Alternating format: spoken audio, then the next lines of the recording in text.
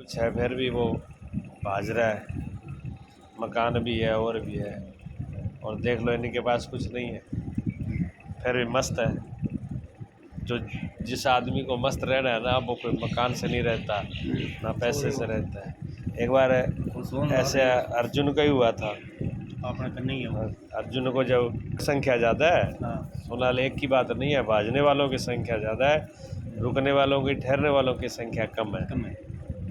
ये आदमी जो ये निश्चय कर ले कि जो प्रकृति है उसके हिसाब से होना है। अच्छा, उसमें एक बात ये भी है, तो कोई आदमी ये मान ले फिर वो अपना आलस के लिए तो कहीं भी आलसी आदमी के लिए जगह नहीं है।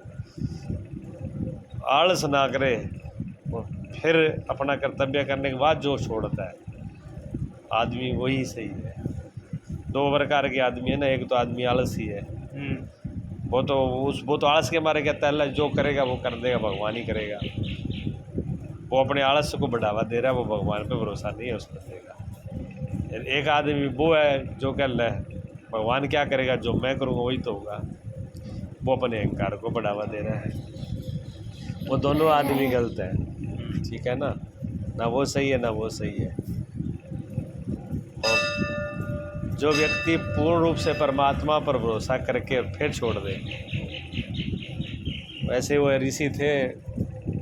अर्जुन को एक बार ऐसा लगा कि मैं ये, क्योंकि राज छोड़ के जब चले गए थे, हमारे पास कुछ रहने के लिए नहीं व्यवस्था, तो ये व्यवस्था करते हैं वो करते हैं। अच्छा, भगवान जो है, भगवान सबको रास्ता दिखाने वाले हैं।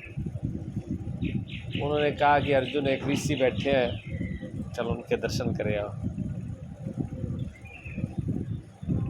आशीर्वाद ले लेना। अर्जुन गए, भगवान भी साथ में थे, पांडव भी है। ऋषि बैठे थे पता नहीं कितने वर्षों से, एक वर्ष से नहीं, पता ही नहीं कितने वर्षों से बैठे। चारों तरफ घास, बुरा हाल, हड्डियाँ थी, ऐसे पिंजर बना हुआ था। हजारों वर्षों से तपस्या में बैठे थे।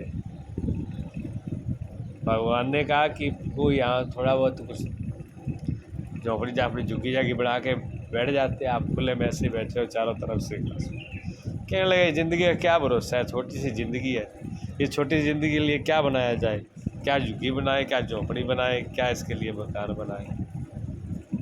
और जिसका ये पता नहीं कितने वर्षों से बैठा और कितने वर्षों से बैठे रहेंगे। अर्जुन देख गए, उन्होंने कहा कि ठीक है। भगवान लौटे आए, भगवान कहने लगे अर्जुन दर्शन करे आए कि हाँ करे आए। दिमाग में कीड़ा था वो भी निकल गया। नहीं, हम छोटी छोटी चीज़ के लिए इतना प्रयास करते हैं, थोड़े थोड़े टाइम चीज सोचते हैं आगे के लिए ये कर लें, और हकीकत तो यही है कि ज़िंदगी कितनी है ये तो किसी को पता नहीं है। ये ज़िंदगी एक क्षण की है, एक मिनट की है। अच्छा, 70 साल भी कोई मान ले, 100 साल भी मान ले, अगर आप मान भी लें आप भी 100 साल तो बंदा जिएगा, तो 100 साल भी क्या है।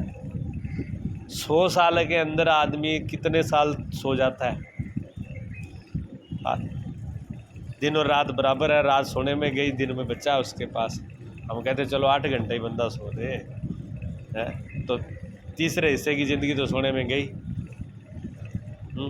अब 100 में से 25 तो तीसरे भी माना, लेकिन 25 ज़्यादा सोता है आदमी, 25 से ज़्यादा सोता है। 30-40 साल मानो आप सोने में बीतता है हमारा। 30-40 साल में से कितने टाइम खाने पीने में गया, कितना टाइम फालतू बातों में गया, और कितना टाइम कमाने में गया। आदमी क्या कमाता भी हूँ तो कमाता भी कितनी देर है आदमी। 8 घंटे की ड्यूटी सरकार ने रखी है, लेकिन 8 घंटे में भी क्या है। 8 घंटे पहली बात है, कौन मेहनत कर रहा है। 8 घंटे मेहनत नहीं होती। मेहनत तो आदमी सिर्फ 2 ही घंटे कर लेना। 24 घंटे में अगर 2 घंटे अपने पेट के लिए मेहनत कर ले तो वो पर्याप्त है, काफ़ी है, ज़्यादा है, कम नहीं है। बाकी तो वो इधर उधर में टाइम पास करता है, कमाता नहीं है। और आदमी पेट भरने के लिए एक सिर्फ 84 लाख योनियों में एक सिर्फ आदमी है जो पेट भरने के लिए 25 साल कॉलेज में जाता है सिखलाई करने के लिए, वो डिग्री प्राप्त करता है, कभी PhD वो करता है, MA BA वो करता है, पता नहीं क्या क्या डिग्री करता है, क्या क्या सीखता है। सिर्फ कि वो विद्या कितने काम के लिए है कि वो बंदो पेट भर ले। 25 साल 30 साल वो पेट भरने की उपाय सीखता है वहाँ पर।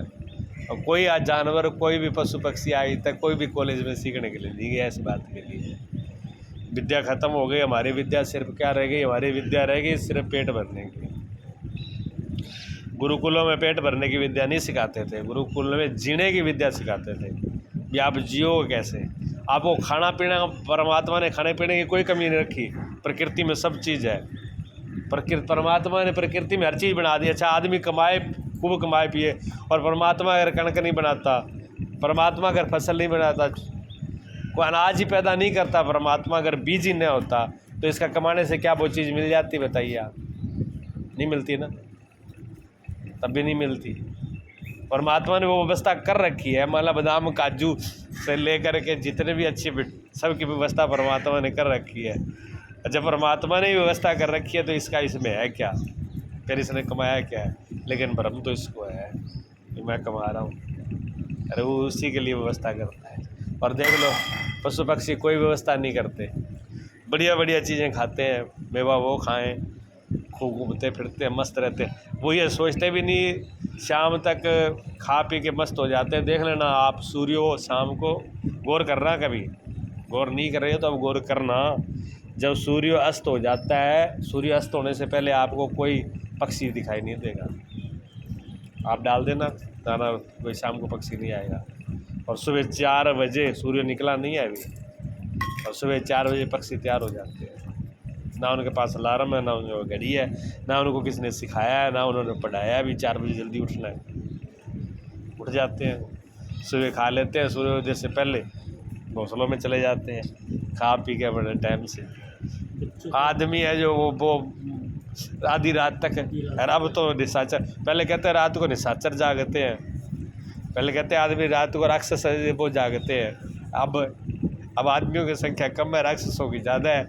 दिल्ली बम्बई जैसे शहर में चले जाओ तो आपको ये मालूम नहीं पड़ेगा कि दिन है कि रात। एक बार मैं आ रहा था उधर से, फिरोजाबाद से, रात लेट हो गया, उस दिन ट्रेन लेट हो गई। दिल्ली जनवरी का महीना, भयंकर धुंध थी, पूरी सर्दी थी, धुंध भी थी, जनवरी का महीना था। अब जनवरी के महीने में ये समझो भी पूरी कोहरा धुंध हो, ठंड हो, तो शाम को 7 बजे भी ऐसे मालूम पड़ता है भी रात होगी।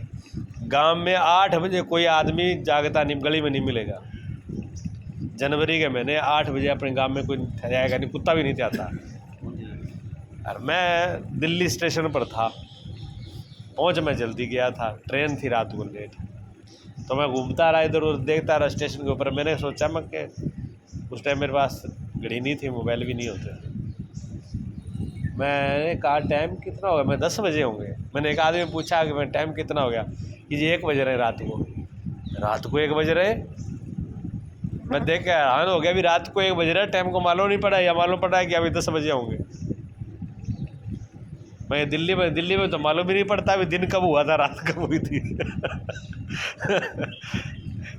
कि लेटों में लोग जिंदा रहते हैं, दिन में सूरज दिखाई नहीं देता उनको, मकान बिल्डिंग इतनी बड़ी है।